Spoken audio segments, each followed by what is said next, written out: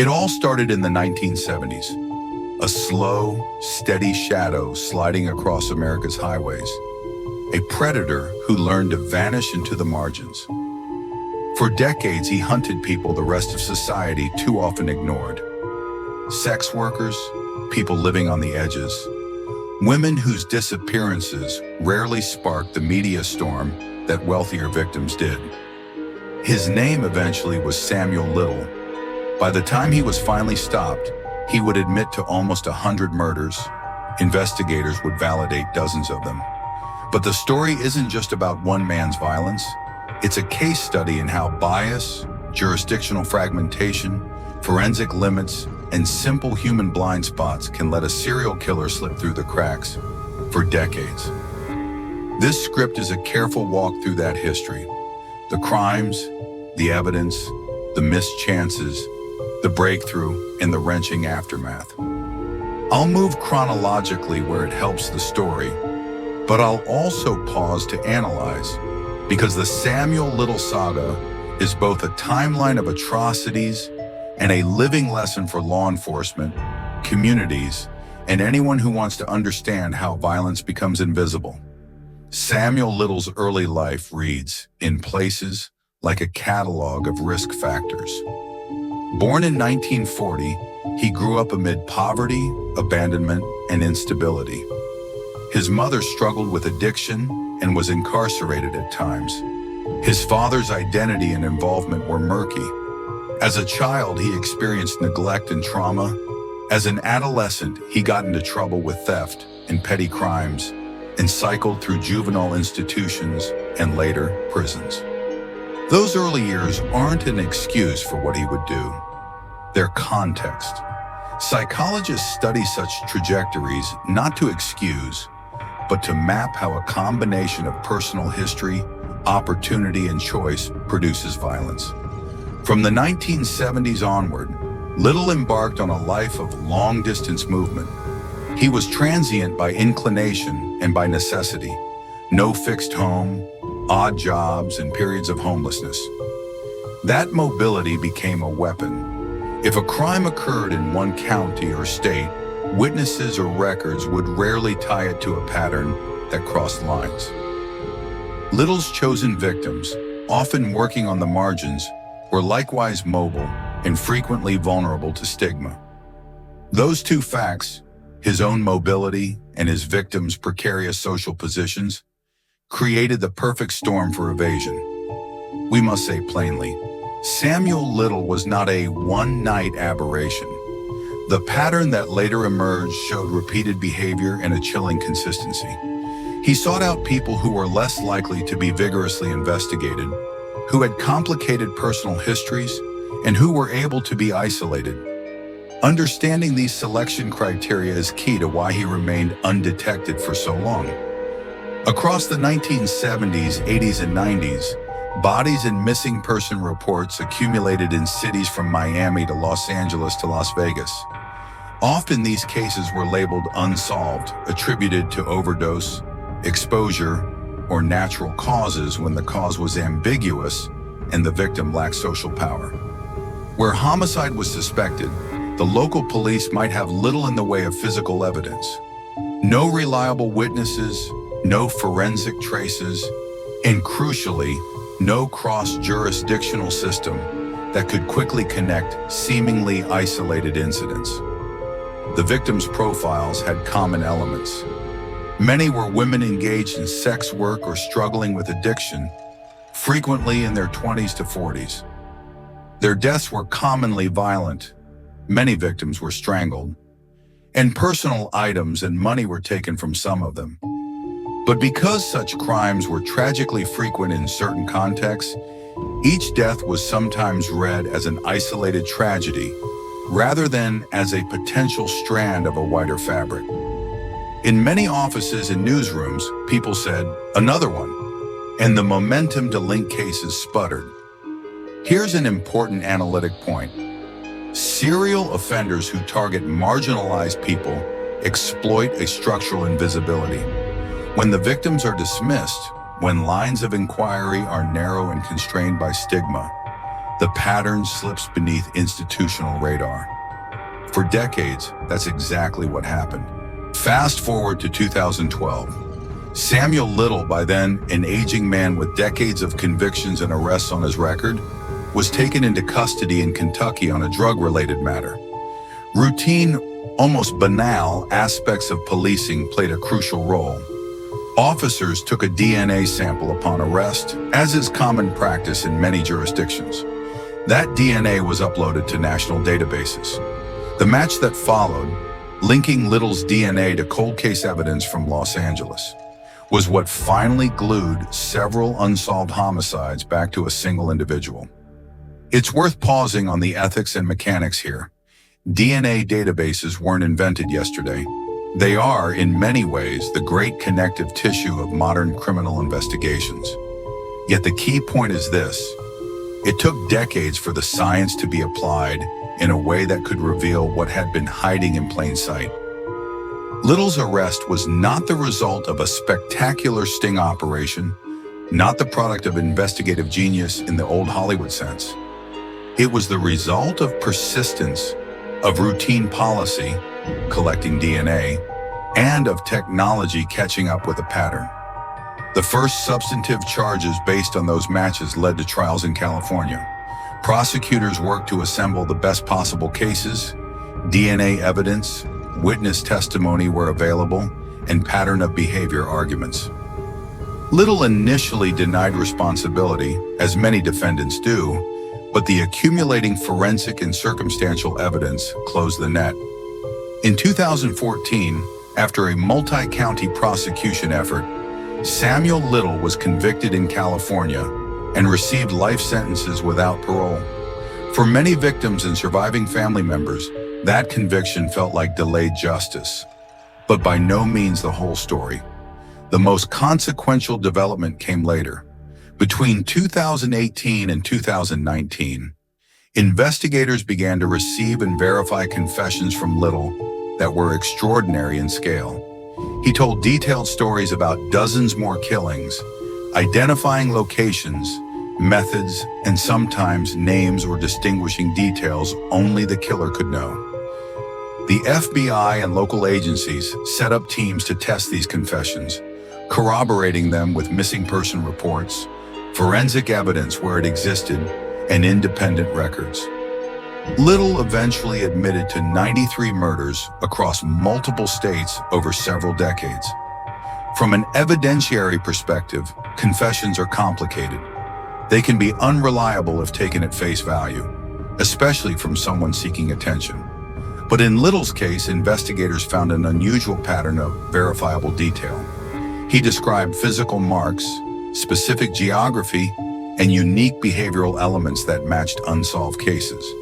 The FBI validated dozens of those confessions, making the SamuelLittle case one of the largest multi-state serial killer investigations in modern U.S. history. Statistics only go so far. Saying dozens or 93 can numb the listener.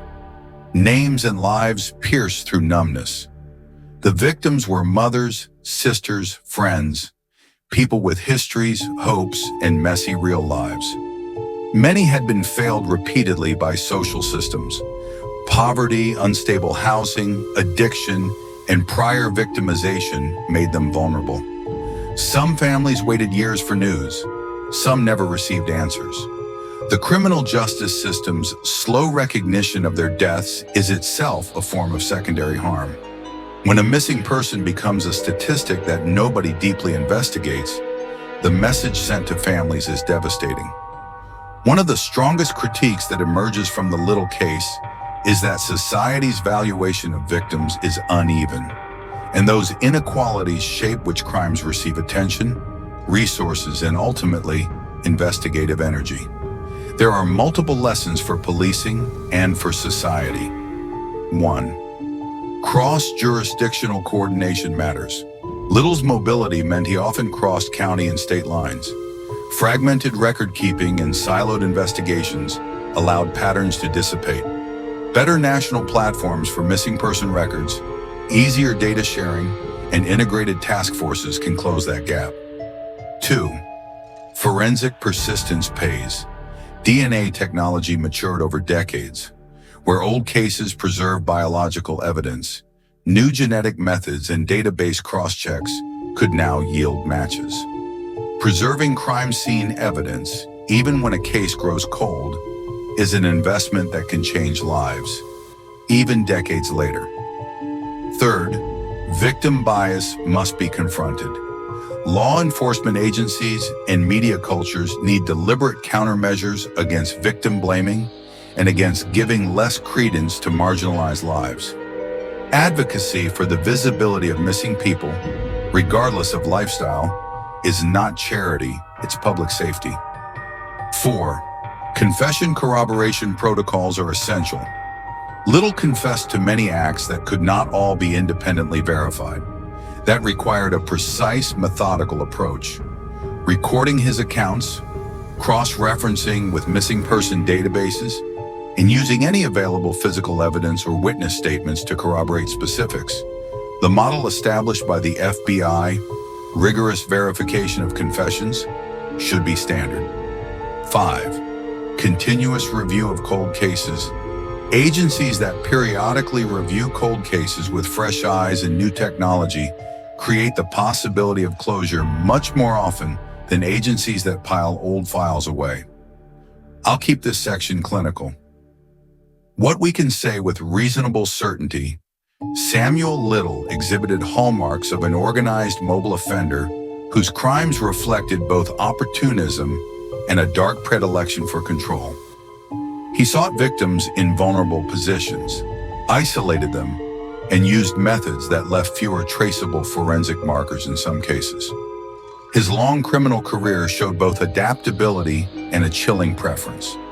He selected victims who, by virtue of social marginalization, were less likely to mobilize immediate investigative resources.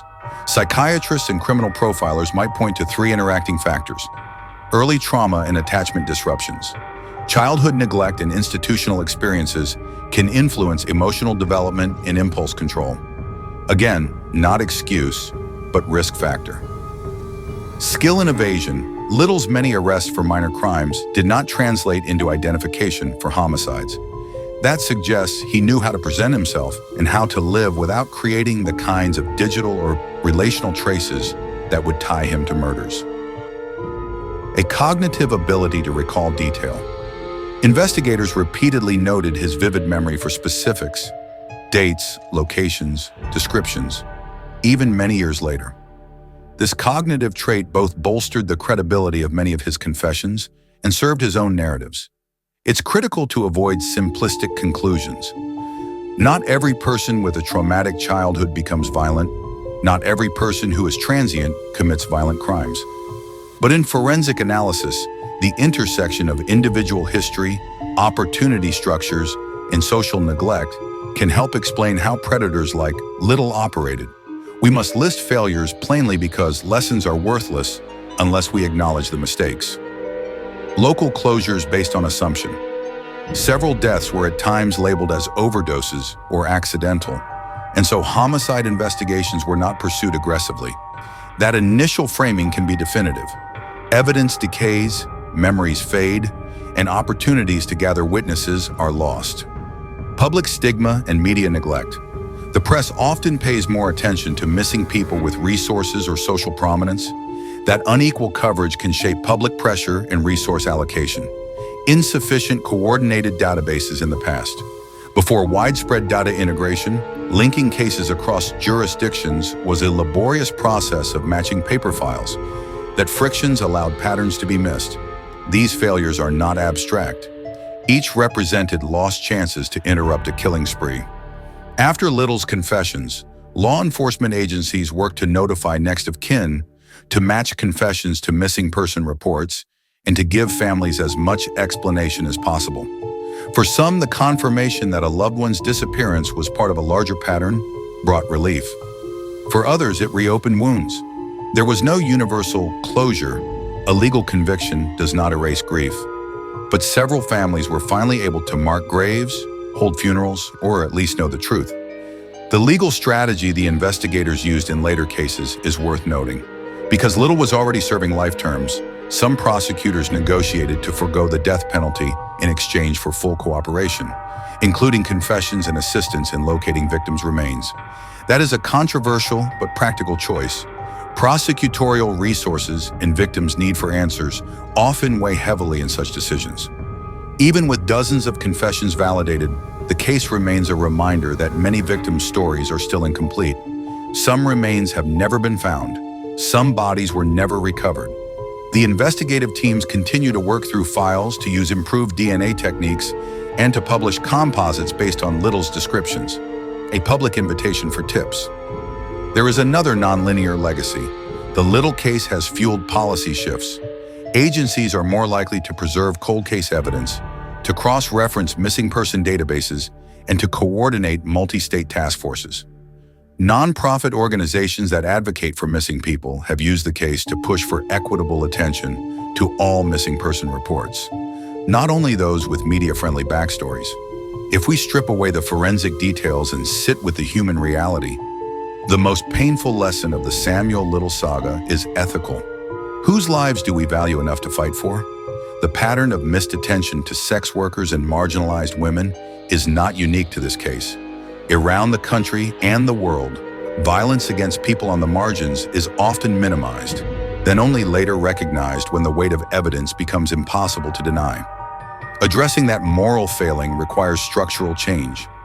Better training for police on working with marginalized communities, reforms to ensure media equity and coverage, and social programs that reduce vulnerability, housing, addiction treatment, and economic support that make people less prey to predators. SamuelLittle's crimes are a stark indictment of both an individual and a system. The man himself exploited gaps and prejudices. The system allowed those gaps and prejudices to persist.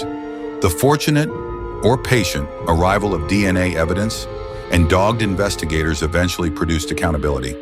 But justice delayed is not justice fulfilled for the many families who lived for decades with questions. As an analyst, I want to end with a practical, forward-looking note. Preventing another SamuelLittle requires both technological commitment and moral recalibration. Preserve evidence, integrate data, prioritize the missing regardless of social status, train investigators to overcome bias, support victims' families with the resources to advocate and persist. Finally, remember the victims by name, where possible, and not as footnotes in a detective story. Remembering them as part of the work of preventing future tragedies. When a case like this finally surfaces, it should not be a moment of grim fascination alone. It should be an alarm bell. We must use that bell to reform institutions, to invest in communities, and to keep watch for the shadows that sometimes move along lonely roads.